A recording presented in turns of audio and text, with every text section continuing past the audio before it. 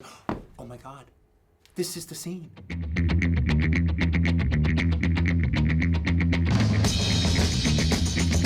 was a secret agent movie. It was called Deadlier Than the Mail. And so it was like during the time when they were doing all the James Bond ripoffs and stuff. And so they took the British detective character, Bulldog Drummond, and made him a secret agent. There was this thing I remember in it, because there's two bad guys, or two women. It's Ilka Summer and Sylvia Castina. And I remember they've kind of overpowered this guy, and they've tied him up, and they're gonna torture him or do something to him. I had no idea what I was watching or what the name of it or anything. And I even remember asking my father, like literally 6 years later, what was, he didn't remember, so there's no way of ever knowing what this movie could possibly be. Cut to 35 years later, and I just buy a film print of a 60s secret agent movie because I like them. And it was a movie called Deadlier Than the Mail. I never really heard about it before. So I'm sitting there screening it in my theater, and I'm sitting there watching it, and all of a sudden that scene pops up. Like, oh my God, this is the scene. This is the first scene I actually remember watching in a theater. The secret agent's outside, he's in the alley, there he is in the alley, and at some point, right now, he's gonna jump up to look through the window, and then he did. I go, this is the movie. This is the first movie I ever remember seeing in a movie theater, and now I have it.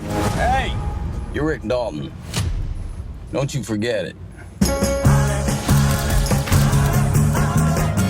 Well, Margot especially watched Sharon Tate movies and everything.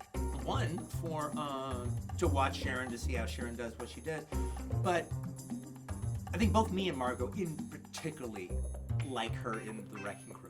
And I think she's a really lovely little comedian in there. But you also can tell that she's learning how to do it. And that's almost one of the charming aspects of it. And I love that little pratfall that she does when you see it in the clip in the movie. I'm Sharon Tate.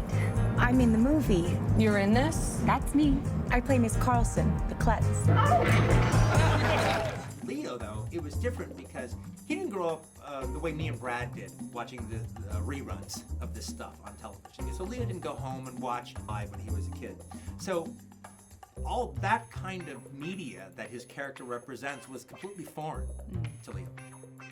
So it was interesting because there was about like 4 or 5 different actors that I think you put together as a composite of kind of who Rick is. There's this quality from this one and that quality from that one. And so I started showing Leo some of those. He's just like, I like this guy, I don't like that guy.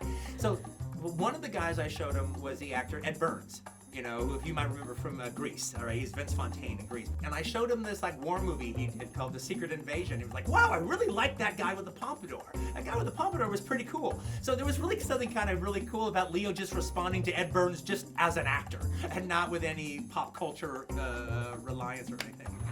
Embarrass yourself like that in front of all those goddamn people. All right, what's the matter, partner?